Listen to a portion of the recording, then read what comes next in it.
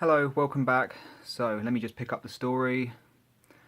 So after being in a Rudolf Steiner school, I was then transferred to a home from home educating schooling organisation run privately by a woman in her own home. You know, firstly, I'm very fortunate to have attended all of these different types of schools. I find, even though they were for the most part unsuccessful, you know, I had some incredible experiences, some incredibly that enabled me to be reflective and to help spur me in the right direction towards a total understanding of why I am the way I am. So I went to this home from home school, like I said, in a beautiful part of rural Hertfordshire, in a farmhouse, and she, the woman, adopted a method fairly similar to schools in Scandinavia, where they spend a lot of time outdoors, which has been proven to significantly reduce, you know, stress or poor concentration or anything like that. So we'd spend a lot of time outdoors. We were addressed as individuals, which really helped. She was very focused on diet and exercise and everything spiritually and mentally and emotionally nourishing, I suppose. So it was really, really nice to be, and she is incredibly intuitive. She is incredibly understanding, incredibly open-minded, and it was so nice to be in the presence of someone who could just read me like a book, because up until that point, I just wasn't understood. You know, we'd go on family walks, we'd decide to go one way, and I'd get so attached to this one way on the walk, and then suddenly my mum or dad would say, right, we're going to go a different way now, and I couldn't stand it. I remember just waiting at that exact spot, frozen, like crying, and it seemed so petty.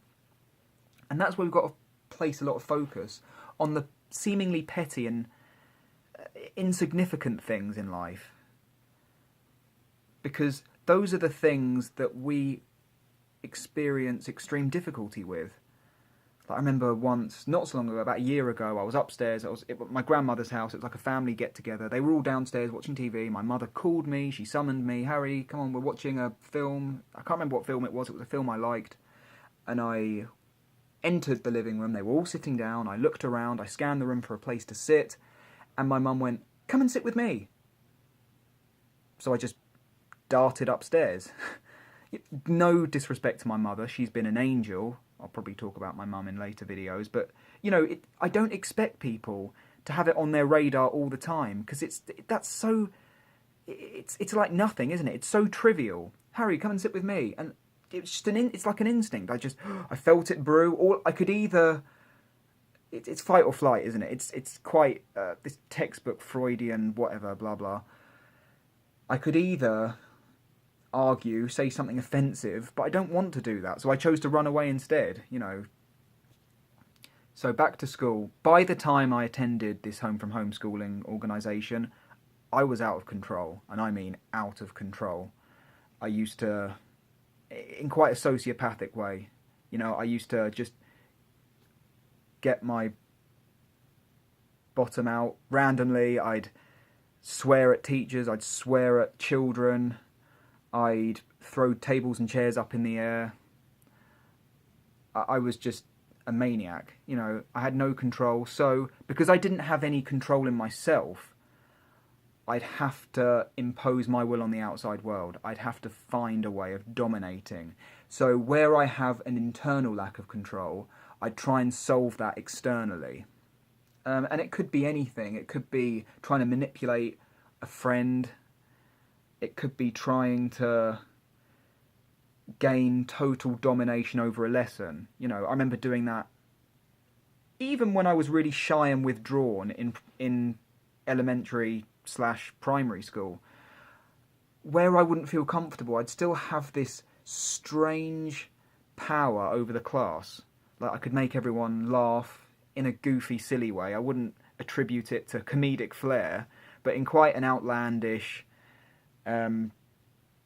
bizarre way. I could make people laugh through doing funny voices, accents, just saying things so out of the blue. They'd come from nowhere. And, it would, even if I didn't elicit full-blown belly laughs, it was still that reaction, that, like, the shock that I'd evoke from people became addictive. Troublemaking was like, this is who I am. This is who I am. I need to make trouble. I need to cause mayhem because who I am is not acceptable within the limited confines of an education system. I'm not permitted to be myself because I'm put down for it.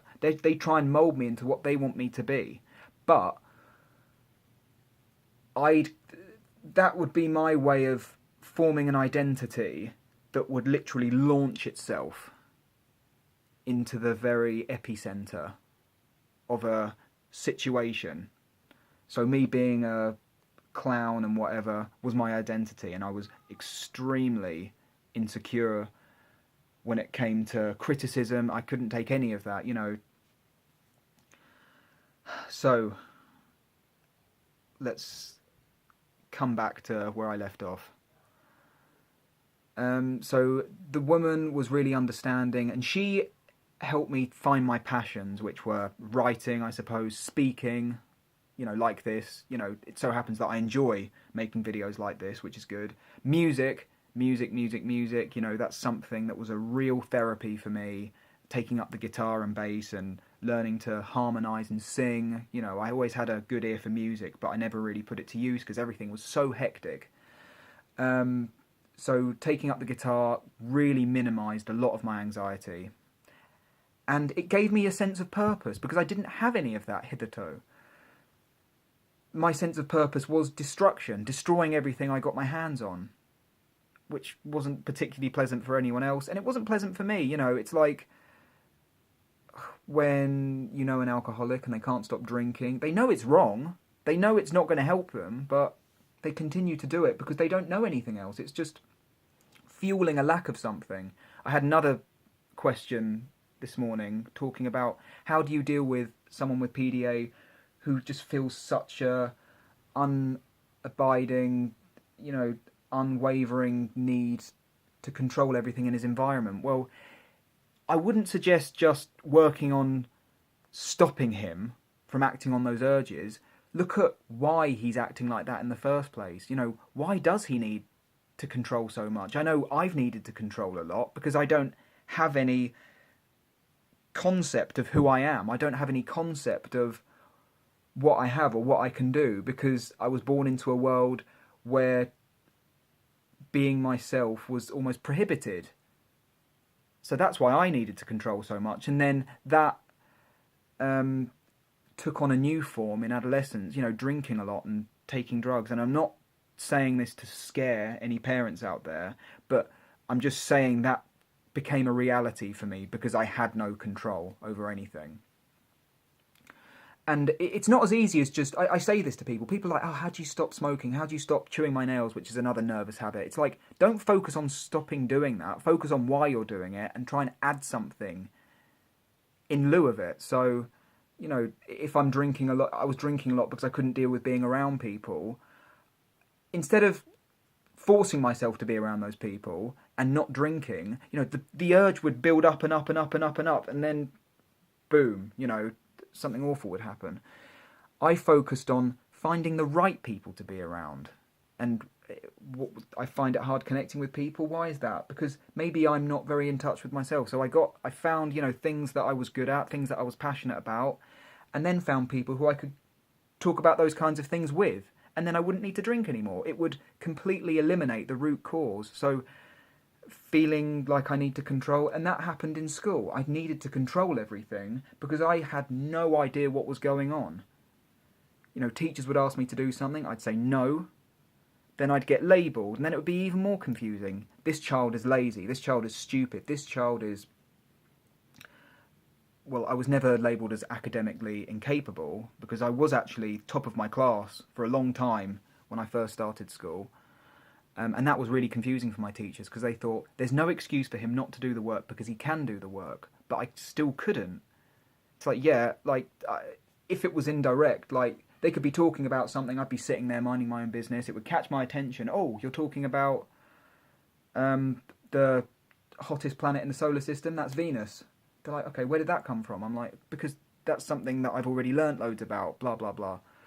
Um, so, yeah, so I felt this incredible need for control because I didn't have anything to give me purpose. Now I only need to control when that control is revoked from me again. I feel in control now. I've been in control for ages. The last time I felt like I was beginning to veer off control was yesterday night when I went to this party, and then there was an after party afterwards, and everyone was like, "Oh, come on, you've got to come, you've got to come, you've got to come," and I was like, "No." Not because I was being difficult and antisocial, because I've learnt to monitor when I find myself veering off course. And even if it's only slightly, like marginally off, I have to yank it back before it gets too far, because then I'll have meltdowns. So I have adopted quite a rigorous, I don't like that word, but I'm going to use it anyway, program, I suppose, because without it, I will just be running amok. You know, I need some structure. I need to know that I'm nourishing myself internally every single day and doing things that I love and speaking to people with whom I can indulge in enriching conversation with. So, the woman who understood me at the organisation really did help me a lot because she helped me find what I loved. And I am eternally grateful for that. But then I decided to go to a different school